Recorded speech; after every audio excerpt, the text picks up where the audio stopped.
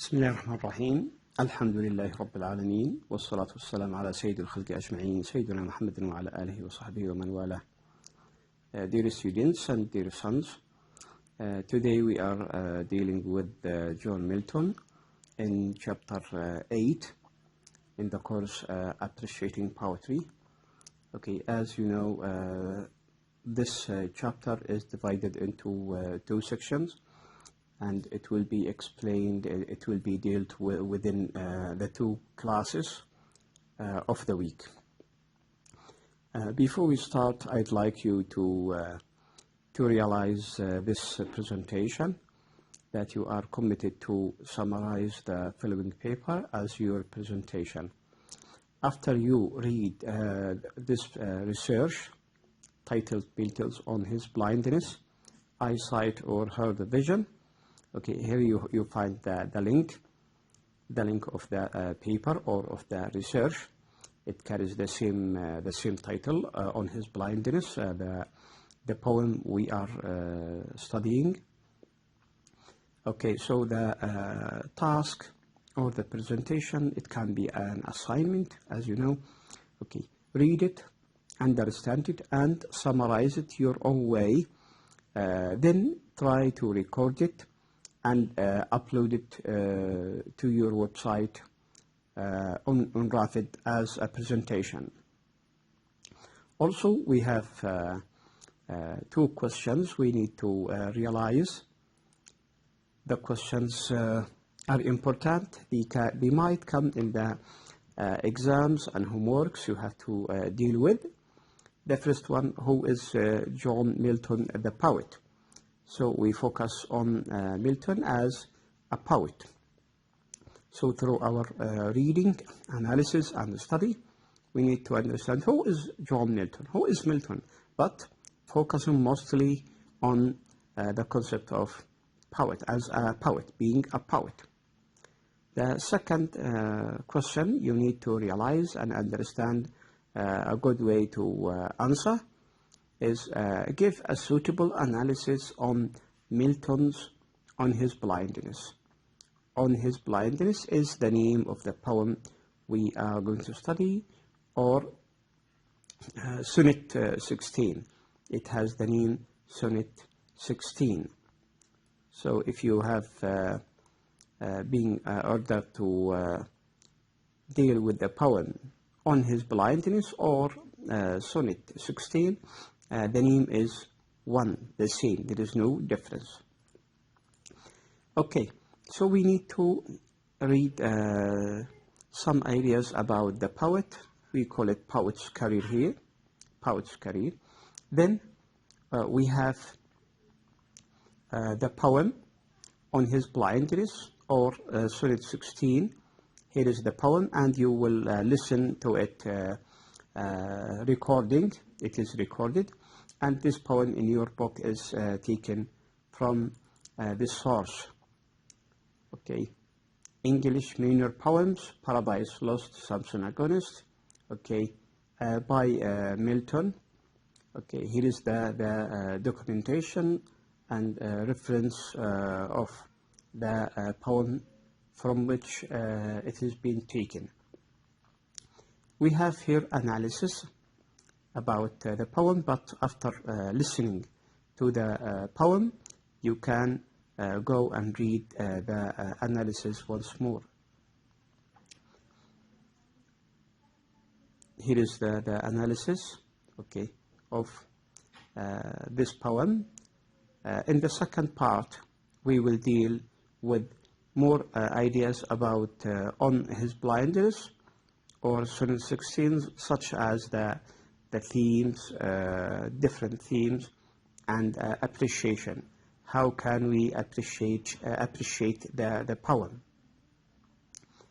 Now, if we deal with the poet John Milton, so here is an idea about him, that he was born in 1608 in London, a son of a wealthy scrivener and composer. It is known that Milton is a pioneer in sonnets composing. He is one of the most famous sonneteers who writes sonnets. He writes political sonnets, elegiac sonnets, and sonnets of personal mediation, like this one. This one which we are going to study is connected with this position, dealing about himself, a personal meditation. He perceived an outstanding education in different languages such as Latin, French, Italian, and Greek. So look how many languages he mastered. Okay, so in this case we can say that he is a knowledgeable man, a man of great experience.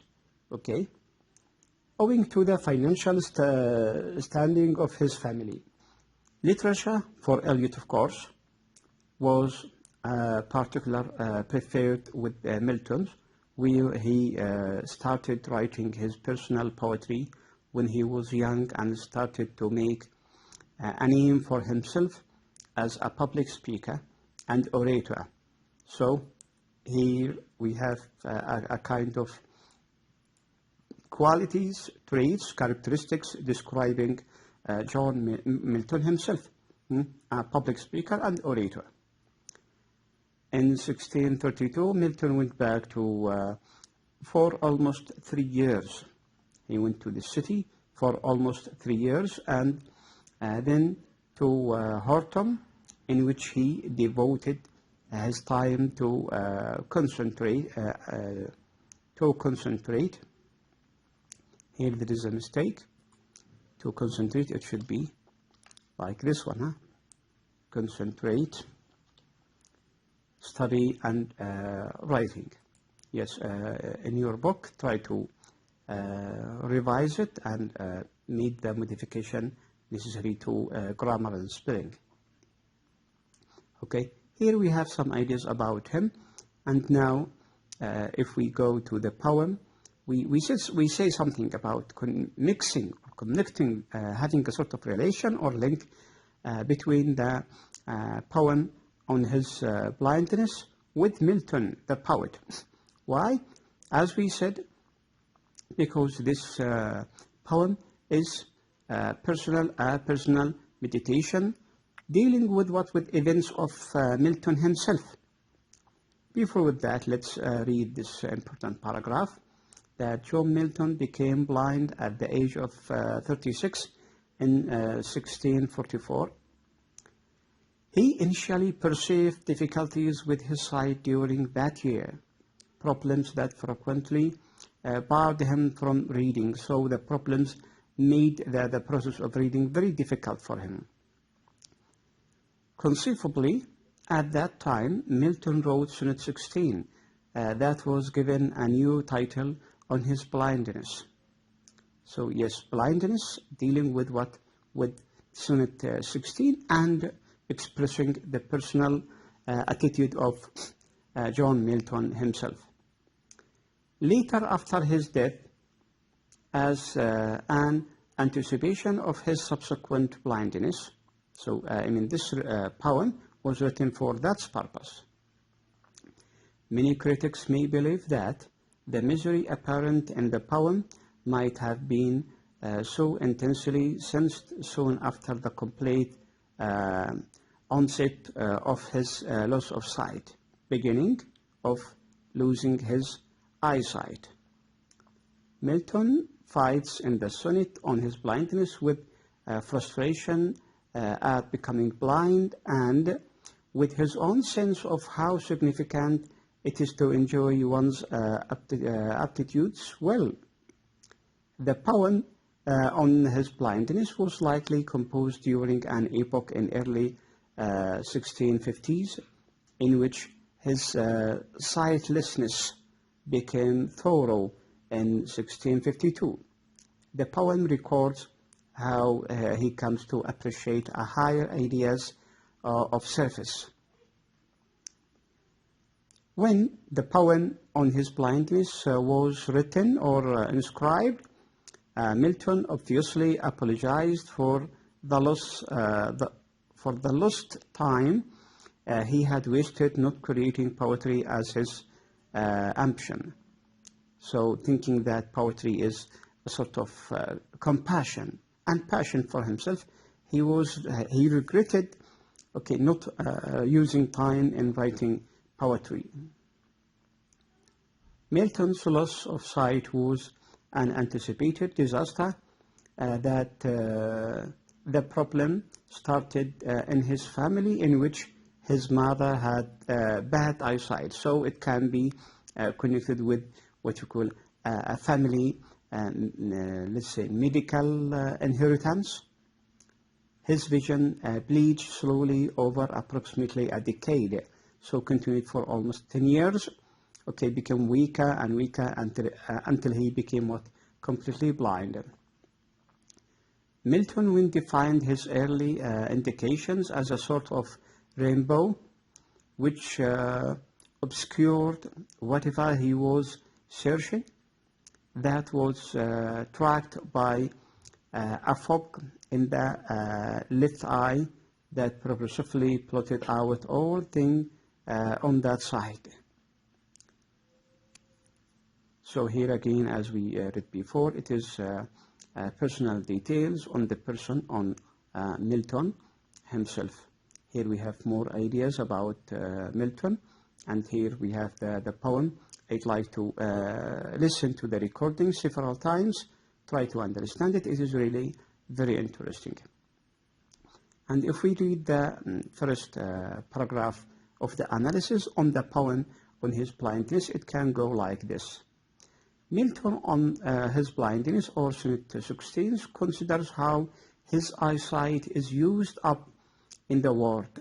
For Milton, the deeply devout poet eyesight may mean an internal light or even spiritual aptitude. So again, spirituality is very important with him. So I need you to focus on this point several times. The poet guesses that his life is not yet finished, but a half of it remains. Nonetheless, the phrase in this dark world and wide is a distinctive way of the different ways that the poet handles adjectives. He is skilled in putting an adjective in front of the noun and another after it. So here dealing with what? With knowledge, as we say, as experience, dealing with the language. We spoke about his ability of dealing with English, French, Latin, so more than one language. The line, according to Milton, tells us that the narrator speaks of a bad help who ignores his master's aptitude instead of using it positively. He is cast into outer darkness. Here is part of the poem. Cast into outer darkness. There is a reference to a literal talent of Milton himself as a talented poet. Of course, he's a very talented, very genius, thinker and philosopher, especially as a poet. So here we have several points to be discussed, analyzed, analyzing the poem above on his blindness. Here we stop, and be ready for the next part. I'd like you to prepare well, prepare again, and be ready for exams. The main point is that this recording is to help you understand or grasping the important glitches of the topic. I hope to see you in the next part, inshallah. Until then, I should say goodbye. Wassalamu alaikum wa rahmatullahi ta'ala wa barakatuh.